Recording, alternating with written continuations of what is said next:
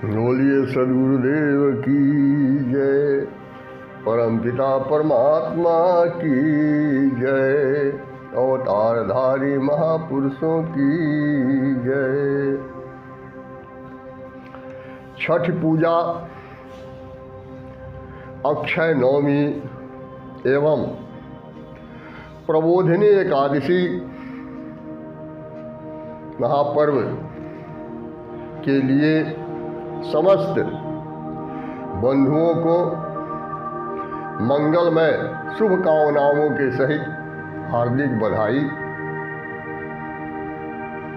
वैसे तो हमारा देश भारतवर्ष पर्व और त्योहारों का ही देश है। प्रतिदिन कोई भी दिन ऐसा नहीं है जिस दिन कोई न कोई त्योहार उत्सव न होता हो। मुख्य रूप में जो 4 महीना है गुरु जागृत स्थिति में रहते हैं, और 4 महीने में भी जो कार्तिक महीना है उसका विशेष महत्व होता है। हमारे पूरे भारतवर्ष में ही नहीं बल्कि आज तो विदेशों में भी छठ पूजा बड़े ही धूमधाम से मनाया जाता है। कितने दिनों से महिलाएं तैयारी में जुटी रहती हैं और घाट पर मनोरम दृश्य उपस्थित हो जाता है। छठ के दिन छठ पूजा में हम यह विशेषता देखते हैं कि माताएं छठ माता की गीत तो गाती हैं, लेकिन पूजा होता है सूर्य देव का। डूबते हुए सूर्य और उगते हुए सूर्य देव को अर्घ दे करके और वह पूजा करती हैं, आराधना करती हैं सूर्य देव की। इसके पीछे एक तो यह संदेश है जो कहा गया है कि उदयति मिहिरो ताम्र ताम्रेवास्तमेति च संपत्तौ च विपत्तौ च महतामेकरूपताम्। उगते समय और अस्त होते समय सूर्य ही एक ही रंग के हो जाते हैं, रत्न वर्ण के। इसलिए कहा गया है कि संपत्ति में या विपत्ति में, दुख में या सुख में, हर समय जो महापुरुष होते हैं वो समभाव में रहते हैं, वो समानता उनके अंदर रहती है और सहजावस्था में रह करके और आगे की यात्रा अपनी पूरी करते हैं। इसलिए हमें सहज रूप में ही अपने जीवन यापन करना चाहिए। तो यह संदेश है छठी पूजा का। और दूसरा यह जो कहा गया है कि जहिया जन्म मुक्ता हता तहिया हता न कोय, और छठी तुम्हारी हो जगी अब कह चला बिगोय। हमारे यहाँ जब बच्चा भी पैदा होता है तो छठियार मनाया जाता है। इसके पीछे क्या है राज? मूल चीज ये है कि जिस समय यह चेतन आत्मा आवागमन से मुक्त था उस समय तो सृष्टि भी नहीं थी, कुछ था ही नहीं। लेकिन अविद्या माया द्वारा रचित यह सृष्टि के अंदर जब 5 तत्व के पुतले में छठा जागृत रूप में अगर तू आ गया तो तू अपने आप को भूल करके और कहाँ जा रहा है? तो अपने आप को तो पहचानो कि मैं कौन हूं। और इसीलिए सूर्य की आराधना हम करते हैं, सूर्य को अर्घ्य देते हैं, सूर्य की पूजा करते हैं।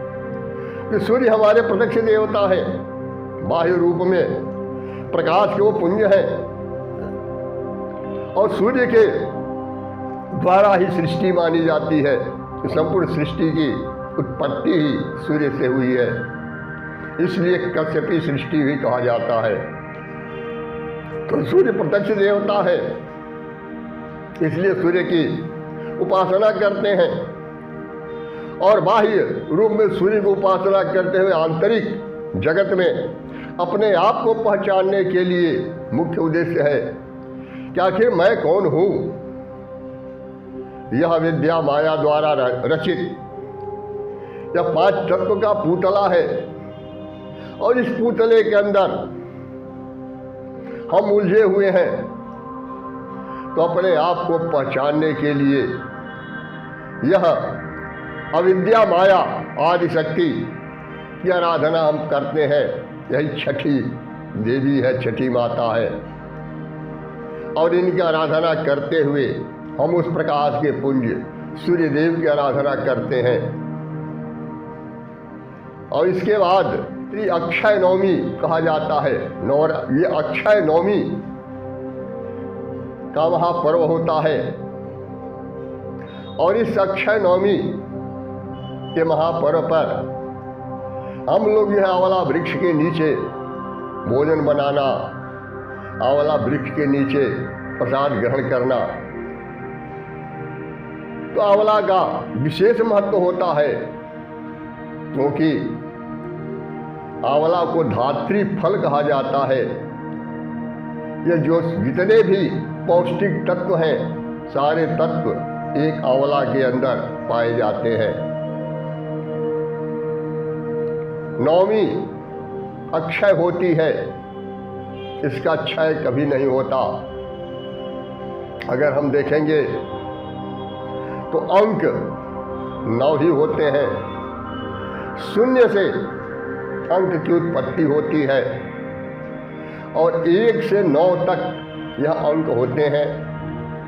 लेकिन 9 के बाद आगे कोई अंक नहीं है। 9 के बाद पुनः यह 9 शून्य में प्रवेश कर जाता है, और फिर शून्य के साथ पुनः जब शुरू होता है तो 1 बाएं तरफ चला जाता है, शून्य दाहिने तरफ आ जाएगा, और फिर 1 से 9 तक यह अंक की प्रक्रिया चलती है।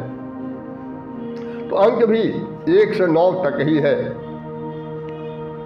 कबीर की एक वाणी है, 9 से पोखर, 9 से तीर, 9 से बाधु 52 वीर। पोखर कहते हैं गड्ढे को, भव सागर को। तो जो 9 है, पंच विषय है, काम, क्रोध, लोभ और मोह है। ये 9 ऐसे हैं, इन्हीं 9 के चलते हम इस भव सागर के अंदर, इस पोखर के अंदर हम पड़े हुए हैं। और 9 से ही हम किनारा भी कर सकते हैं। वो 9 है प्रेम, दया, क्षमा, शील, संतोष की गंगा की धारा, पवित्र धारा अगर हमारे हृदय में प्रवाहित होने लगे, और तब कर्म, भक्ति, ज्ञान और वैराग्य, ये 9 है। ये 9 के माध्यम से हम किनारा भी कर सकते हैं। इसीलिए कहते हैं कि 9 से पोखर, 9 से तीर, 9 से बाधु 52 वीर। हमारे यहाँ 9 ही स्वर है, अ, ई, उ, री, ली, ए, ओ, ऐ, औ। ये 9 स्वर है, और कहते हैं कि 9 स्वर से ही जो 52 अक्षर है, ना 52 व्यंजन है, 52 को 9 के ही अंतर्गत बांधा गया है। पूरी सृष्टि के अंदर अगर हम देखेंगे तो चाहे जो कोई भी भाषा हो, सबकी सब भाषाएं 52 अक्षर के अंतर्गत ही आती हैं। और सृष्टि के अंदर जितने भी ग्रंथों की रचना हुई है, सब के सभी ग्रंथ इस 52 अक्षर के अंतर्गत ही हैं। और सभी लोग, चाहे वो कुरान पढ़े, चाहे वो बाइबिल पढ़े, चाहे भागवत और रामायण पढ़े, चाहे वो अवेस्ता ग्रंथ पढ़े, चाहे कोई भी सृष्टि का ग्रंथ पढ़े, सब जो है 52 अक्षर के अंतर्गत ही सबकी रचना हुई है विद्या माया के द्वारा। इसीलिए एक उदाहरण आता है कि जब कबीरदास जी रामानंद जी के पास पहुंचे तो रामानंद जी कबीरदास को समझ रहे थे कि आखिरकार जो हमारे यहाँ शिष्य आया है, इस शिष्य को हम किस कक्षा में रखें, कहाँ से इसको ज्ञान प्रदान किया जाए। और कबीरदास भी यह सोचते थे कि हम गुरुदेव के पास आए हैं, लेकिन क्या गुरुदेव हमें यथार्थ का बोध करा पाएंगे। एक दिन की घटना ऐसी घटी कि रामानंद जी कबीर जी से कहे कि बच्चा जाओ दूध ले आओ। कबीर गए दूध लाने के लिए। एक मरी हुई गाय पड़ी हुई थी। उस मरी हुई गाय के थन के पास में लोटा रख दिए, घास नोच करके उसके मुंह के सामने रख दिए और हाथ जोड़ करके बैठ गए कि गो माता हमें दूध दे दो, गुरु जी देव का आदेश है। तो मरी हुई गाय दूध कहाँ से देगी। कुछ देर हुआ तो रामानंद जी तो समझ रहे थे, लेकिन और शिष्यों को भी तो समझाना था। और शिष्य से कहे कि जा करके देखो तो ये कबीर करता क्या है। फिर गए और कहे कि महाराज अब वो तो ये मरी हुई गाय के सामने हाथ जोड़ करके बैठा है। तो फिर रामानंद जी गए और कहे कि अरे मूर्ख, ये मरी हुई गाय कहीं दूध देगी। तो तुरंत कबीरदास जी चरण पकड़ लिए, कहे गुरुदेव हमें क्षमा कर दीजिए, मैं समझ नहीं पाया, क्योंकि मैं देखता हूँ कि जिस पत्थर की मूरत में कभी प्राण था ही नहीं, जीव था ही नहीं, उस पत्थर की मूरत के सामने हाथ जोड़ करके और सभी लोग विनती करते हैं, याचना करते हैं, और पत्थर की मूरत सब कुछ दे देती है। तो गाय तो अभी अभी मरी है, कुछ समय पहले ये दूध देती थी, आज इसके अंदर मरी हुई है, पहले जीव था इसके अंदर। तो मैं सोचा कि जिसके अंदर कभी जीव नहीं है और वो सब कुछ दे देता है, तो गाय दूध क्यों नहीं देगी। रामानंद जी समझ गए कबीरदास को कि यह जो छात्र हमारे यहाँ आया है, यह पीएचडी करने के लिए आया है, शोध के लिए आया है, यह प्राइमरी और मिडिल स्कूल और हाई स्कूल का छात्र नहीं है। और वह तुरंत कबीर को गले लगा लिए और कबीर से कहे कि कबीर पढ़ना बंद करो, पोथी देव बहाय, 52 अक्षर छाड़ के नहीं अक्षर लौलाए। क्योंकि 52 अक्षर के अंतर्गत संपूर्ण सृष्टि के ग्रंथ रचित हैं, और इस 52 अक्षर के अंतर्गत कुछ भी नहीं है जो तुम्हारे लिए हो। इसलिए इन ग्रंथों का परित्याग करके और तुम अंतर्मुखी हो करके उस अक्षर के साथ संबंध जोड़ो। और अक्षर का भेद रहस्य रामानंद जी कबीरदास जी को बता दिए, और कबीरदास जी तुरंत गगन मंडल में निकल गए और अक्षर के साथ एकाकार हो गए। तो यह जो कबीर कहते हैं कि 9 से पोखर 9 से तीर, 9 से माधु 52 वीर, 9 से आवे और 9 से जाए, 9 से ही यह आवागमन का तांता लगा हुआ है, और 9 से कोट का गुप्त चलाए। यह 9 की प्रक्रिया बहुत ही गोपनीय तरीके से यह चलती रहती है। यह विद्या माया इस काया गढ़ के अंदर 9 दुर्ग हैं और 9 दुर्ग की सुरक्षा के लिए 9 शक्तियों का रूप धारण स्वयं अविद्या माया अपना स्वरूप धारण की है, जिसे 9 दुर्गा कहा जाता है। तो 9 दुर्गा भी है, तो 9 के अंतर्गत ही संपूर्ण सृष्टि की सारी रचनाएं हैं, इसलिए इसको अक्षय नवमी कहा गया है।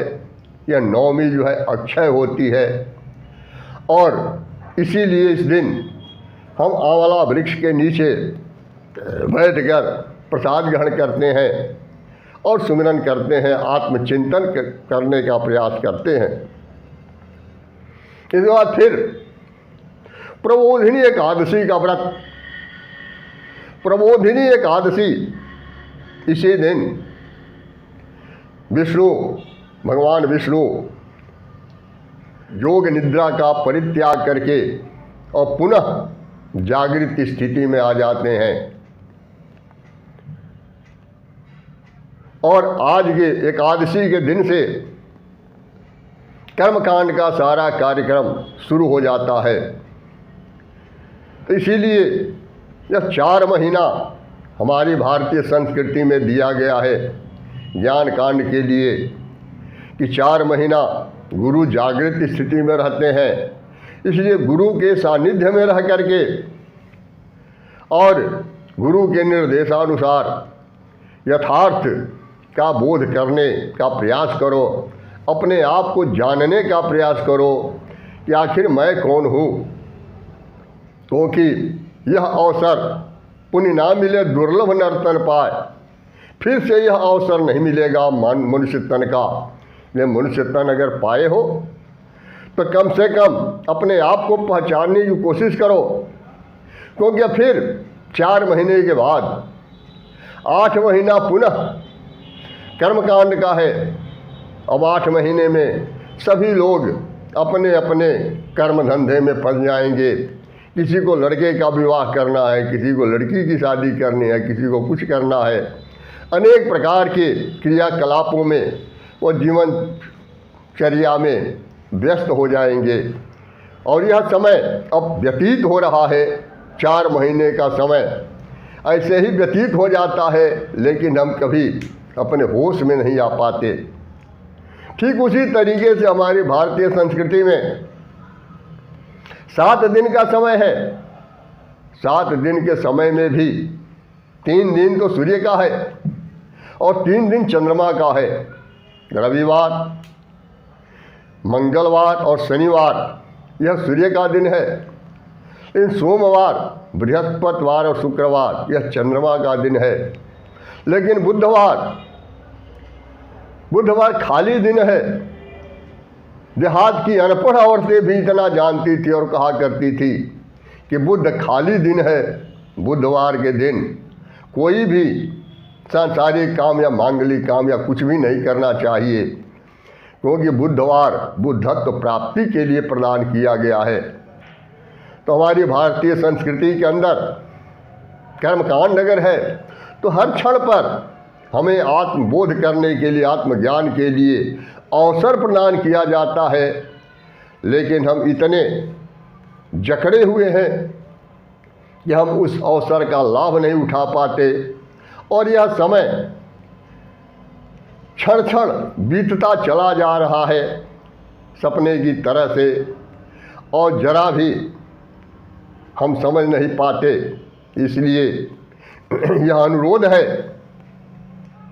कि अब से भी हम लोग अपने आप को पहचानने की कोशिश करें कि मेरा तो सब कुछ है, मेरा परिवार है, मेरा मन है, मेरी बुद्धि है, मेरा सब कुछ है, लेकिन मैं कौन हूँ। और यही जानने के लिए, यही पहचानने के लिए हमें यह मनुष्य का शरीर मिला हुआ है।